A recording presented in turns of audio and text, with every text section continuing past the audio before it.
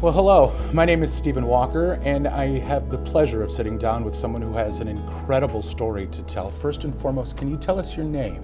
Denneke Schallig.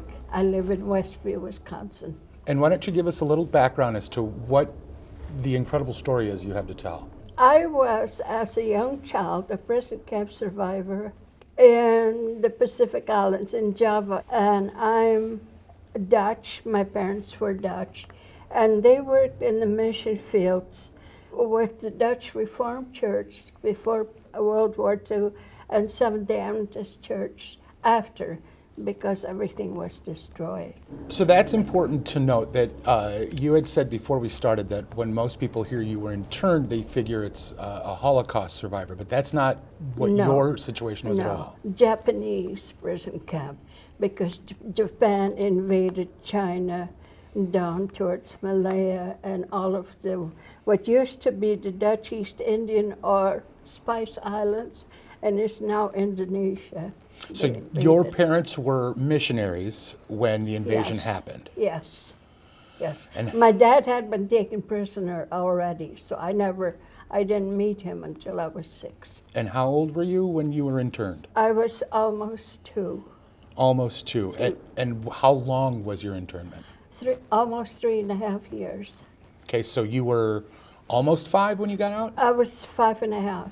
How many memories do you have of that time? A lot. When children don't have trauma, they don't remember their childhood. They may remember 1 or 2 things, like a Christmas or something. But a child of trauma remembers a whole lot more. I remember only 2 things before prison camp, but I remember many things going into prison camp and during and the release. So you said you didn't know your father, but you were with your mother? Grandmother. Grandmother. With my grandmother. I don't remember much of my own mother during the prison camp years because my grandmother took care of me. And what were the conditions like? Concentration camps generally had the barbed wire and the towers, as you would expect. We didn't know that, of course, but they were pretty bad. In the beginning of prison camp, for instance, there was green grass, there were trees growing and whatever. Towards the end of prison camp, it was bare ground because people would eat the grass, would eat the bark off the trees. You could tell how tall they were because the bark would be non-existent. So you were in a female camp, is that correct? Female, women and children. Women and children. The men and the boys over 9 years of age were in another camp, in other camps. So we were not united at all. Do you remember any of the people you were interned with other than your family? Yes, I do. Still in contact with any of them? No. I find that very rare. If you get together, you reminisce. And I found that people do not like to reminisce about the prison camp experience. When I first started hearing about it, I was already in Westby. And ironically, my cousin, just 10 years ago, finally confirmed one of my prison camps, because when I described something, she said, "Oh, Denneke, I didn't know you guys were in Kampung Makassar," which was a horrible prison camp, because she and her mother had been moved by the Japanese to another prison camp from where we were originally. You had talked about that before too. They kept you moving, correct? You were never in the same place Three prison camps. over 3.5 years roughly. Yes. And you, to this day, you don't really know what camps they were for sure? I've confirmed the first Camp Karaes, which is in the mountainous region of Java. The second camp, I only have mental, occasionally I remember something about it, but I cannot tell you where it was. I presume more in the middle of Western Java. And then the last one, I do remember, Kampung Makassar, is near Jakarta. And that was because my cousin said that this ground was much more red. So it's literally geographic pinpoints that's been able to place you in these places. Yes. Wow. Can you explain a little bit about how you were taken in? Because you were young, your family was missionaries, and what happened? I remember seeing in the far off road a dust being kicked up by a bunch of trucks. And when they got to us, a Japanese soldier told my grandmother that she had to get a small suitcase ready for us. And we were loaded onto trucks. And they were so heavily filled, so tight that, and in the heat, as we were taken to a prison camp, it got so bad that you were just about ready to pass out and some dead. Loaded and taken into a prison camp that way. And my uncle was taken away from us right away, and any other man who was on the truck, and taken to other prison camps. So it was you, obviously your grandmother, your mother. My aunt and uncle. And anybody else in your family? My mother and two brothers. Mother and two brothers. You're loaded up on these trucks. You're brought to the first of 3 camps that you Yes. eventually got transferred around to fight off Right. escape, is why they kept moving you, you think. And they kept warning us almost daily, if you try anything, we will kill your family. They're in such and such a camp, you know. Can you describe what the conditions were like when you lived in the camp? I can tell you for 2 camps for sure. The third, I'm not convinced. But the 2 camps, they were sort of like huts, bamboo huts with roofs. And we slept on bamboo mats, and we slept one next to the other. What were your daily routines like? The Japanese would come and wake us up, and we would have to stand outside the hut and count off. And in one camp, mine was 3, Itnisansigoro, which was my number. And you had to count off your number, and if the count didn't add up, they would start from the beginning again, and they would start again. And it was quite hot, and people would fall over, and they'd beat them, tell them to stand up again and count. So they'd start over and count off until the count was right. And again, they're speaking to you in their language, so there's even more fear and disconnect there. Well, the routine was that we would count off, and then the women and teenage girls would work in the Japanese fresh garden plots, and they would have to work there until late in the afternoon, obviously. And us children were just kind of loose, you know, doing whatever children do. How did you keep emotional ties? How did you sustain that? My grandmother was an amazing woman.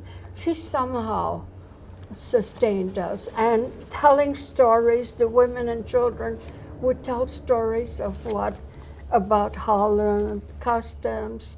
They taught us folk songs type things, and national anthem, obviously. And we had British women and children, and we would learn the British ones as well. And they would teach us in the free times, they would teach us math in the sand. Sure. You know, writing the letters and the numbers in the sand.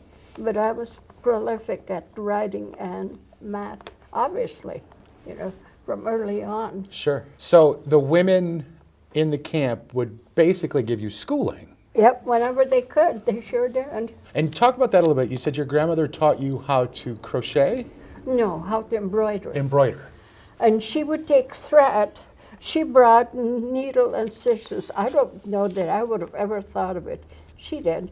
She brought thread, needle, and scissors. She would pull a thread out of the inside of the hem of her dress, and we would re-embroider, and we would pull threads out of the handkerchief and re-embroider with them. And she snuck those into the camp?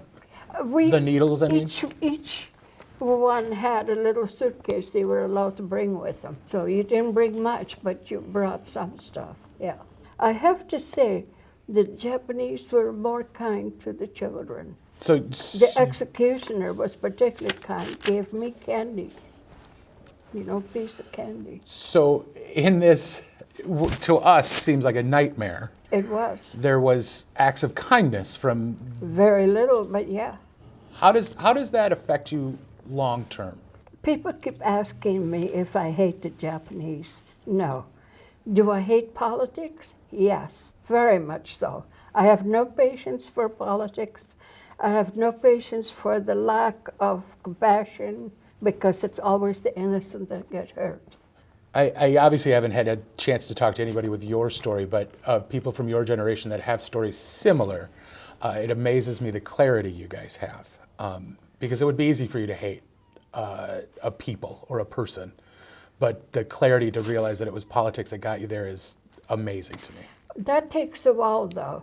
I haven't always felt that way because I do remember in my young years being scared of the Japanese, of course, you know. Sure, how I could you didn't not? meet that many, so, which is fortunate. Sure. What were the challenges faced by children and families in the camp? Like, was there a lot of separation? Was there a lot of Yes. fear that way? I'm very insecure in many ways. I think the lack of food was a biggie. The fear that something would happen to my grandmother and I would be alone, you know. Our siblings, whenever we did meet up, we weren't always together that I know of because I don't remember them for large periods of time and then I remember them for a brief period. But mostly hunger does a lot, you know, and you chew on things. Sure. And for me, it was bamboo. Bamboo. And you strip a piece and you chew on it because the pain in your stomach is less because you're chewing on this thing and you're swallowing the spittle. Of course, it's less. Sure. Yeah. Do you have a problem today with people who say they're hungry? Yeah. Yeah. Do I have a problem still? Yes. I get very insecure when the weather and our time changes. To you guys, it's a time change. You lose sleep, you gain sleep, whatever. To me, it has the implication of cold weather is coming. And for me, that means my pantry has to be at least partial full because otherwise I start stressing. Sure. And I have more nightmares. Do you have any memories of hope or resilience from those times? The women, my grandmother, she was a teacher and she was musical. You know, I can't swear to it because I was a little kid, but their singing, their talking, their faith. We were taught Bible verses and stuff, obviously, and hymns. You know, there are several that still touch me to my soul. I can't necessarily sing them because I have to hear them. You had mentioned in here that the a cappella melodies that they would sing. Yes. Talk about that a little bit. Oh, wonderful. Because, again, there were obviously several women who were classically trained, including my grandmother, and they would sing things, classical music, and they would sing a cappella in the different voices. So it was very beautiful, yes. Handel's Messiah, you said, is very important. Handel's Messiah is very important to me because the stress was so great that there were times when I would disassociate with my surroundings and I would just repeat the music of the Messiah. Gives me a lot of comfort. It's Still does. another shocking turn that through that ugliness, this moments of beauty would come out. Yes. Did you or did anyone close to you ever try to escape? There were people that tried to escape and generally they were just shot. But it was also true, the native population, there was a case where a young woman was going to come and sneak us food and they saw her and they shot her, they killed her. I mean, that didn't mean anything to them. And the nuns who tried to help us, they shaved their heads and they hung a board around their neck and made them parade in front of us back and forth and back and forth. And in the heat, they would sometimes keel over and they would beat them, make them get up and walk back and forth. And a couple of nuns that I knew were killed. And when I was injured, I was smuggled out of our camp into a little jungle hospital that was run by nuns and native women. And that one I remember, and I remember some of the children with me. And that's when you were evacuated?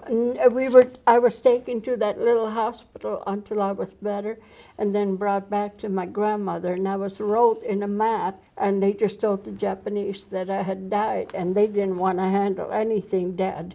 We had to bury our own, so they didn't question that, and I was brought back to my grandmother. the Japanese guards were told that you were dead Yeah. because you were injured. And they smuggled you into a hospital that was in the jungle, a hospital-like area, A little clinic type thing, yeah. and then smuggled back in. Yeah. Rolled up in a mat and told to lay very still, stay as quiet as possible, obviously. And that was at one of the 3 camps. 5. I was by then 5 years old. I'm sorry for the incredulosity. That is an incredible story in and of itself. Yes. I even questioned my sanity at one point while we were living in Madison. And then after living in Westby, I had to go see a pulmonologist because I have lung problems. And he confirmed that he saw one of the bones had an indentation from the bayonet wound that missed my heart, but it hit a portion of my lung, and it has left a dent in that rib bone. How were you finally liberated? We first heard a lot of planes and a lot of bombing and a lot of machine gun fire and the like. And then we saw planes coming over. And in the past that meant that they were going to strafe us. So we would always jump and hide behind trees, under the huts or whatever. But these planes had markings on them that we didn't recognize. So we knew they weren't Japanese, and so started watching. And then a plane, a very large plane, came over very low and started dropping boxes with parachutes. And they were loaded with clothes, soap, and things like that. And some of them landed on a hut, and one lady was killed because she couldn't get out of the mat anymore. And I remember that very vividly because the smell, the fragrant smell was so strong that it almost made you sick. Because of course, you're talking about hungry people, deceased, the smells aren't pleasant. Mm-hmm. Once the planes quit flying over with the Red Cross insignia, was very soon afterwards that we kept hearing small armament fire. And then we saw trucks again, so I remember being absolutely terrified. They were American and British soldiers. And I remember them because they were so incredibly pale. They had blue eyes, short haircuts, and one of them handed me a stick of chewing gum, and I took it and didn't chew it, swallowed it whole, And he said, no, you're supposed to chew it. And that showed me what you do with it, Sure. And the soldiers loaded us on and took us to a Red Cross place where they were trying to unite all the families and stuff.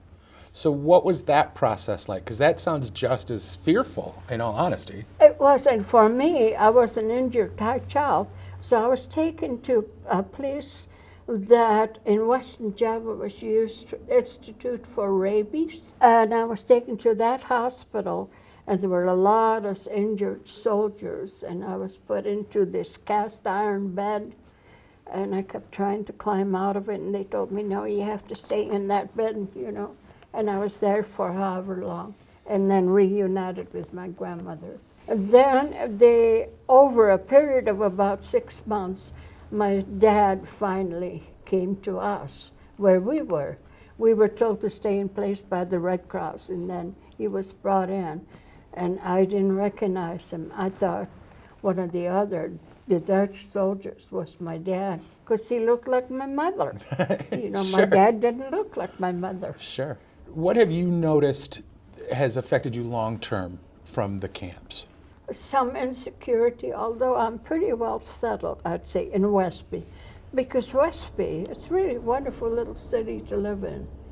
They have their oddities, but they're Norwegian, which is not unlike Dutch. They're stubborn, they love their food, they love the same things. Insecurity, I get triggers, and that takes me right back. There are certain things. There's an instant. I was going through the Kickapoo Reserve, and I came to a place, I was letting my dogs enjoy themselves a little bit, and there was very hot sand because it was August. and a brown uniformed policeman stopped. He wanted to ask if I was okay or not, if my car was damaged or whatever. But I immediately had a flashback from Japanese soldiers dressed in brown. So I was stunned, and I had great difficulty. I finally found a way to tell him I'm okay, and I'm just letting the dogs run a little, and we're going home. What do you think is the most important lesson you learned from your experience?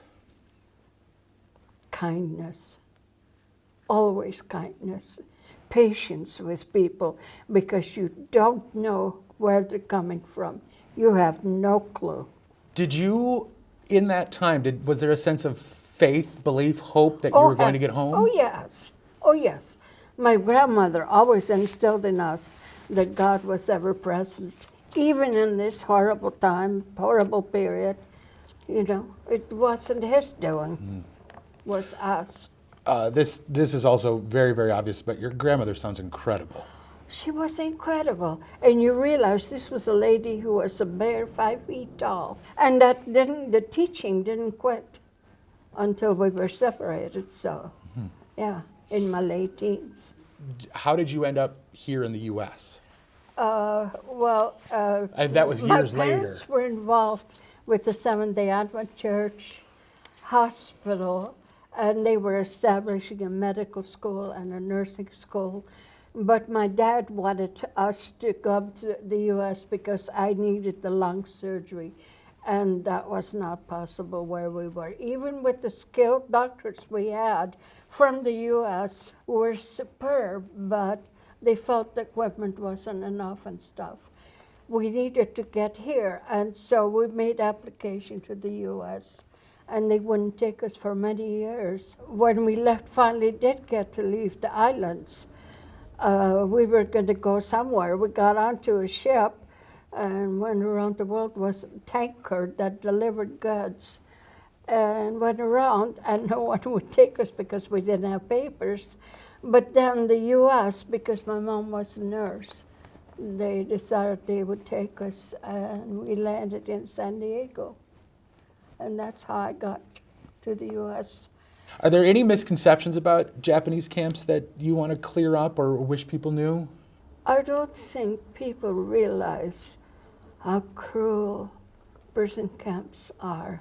I mean, when you see people having to eat grass and bark off trees and abuse, I should tell you that the many people who died that we knew, Japanese never buried them. The prisoners themselves did.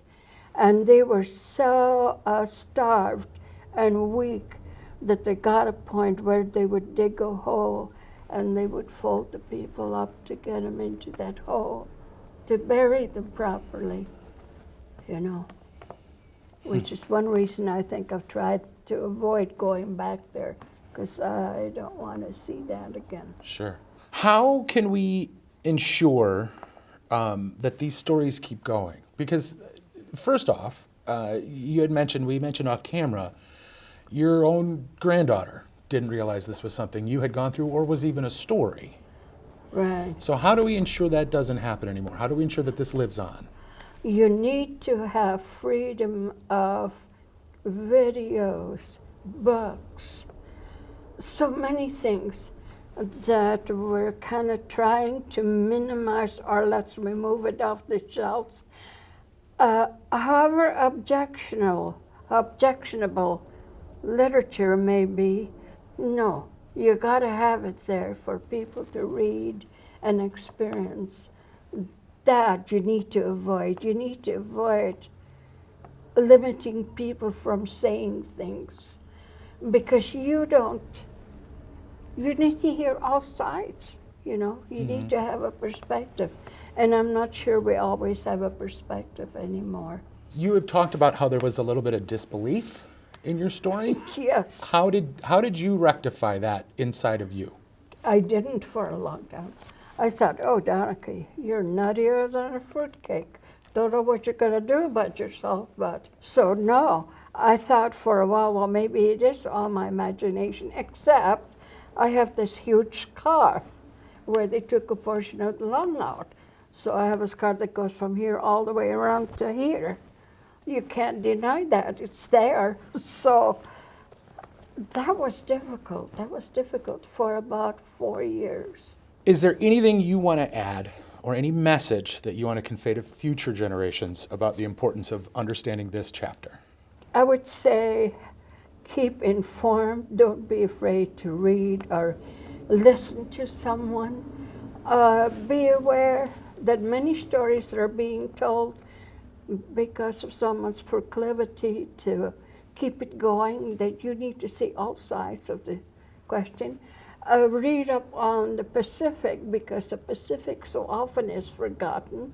Right now we're very aware of the Pacific, but there's still lots of things you don't know. Is there anything we missed? Is there any part of the story you want to tell right now?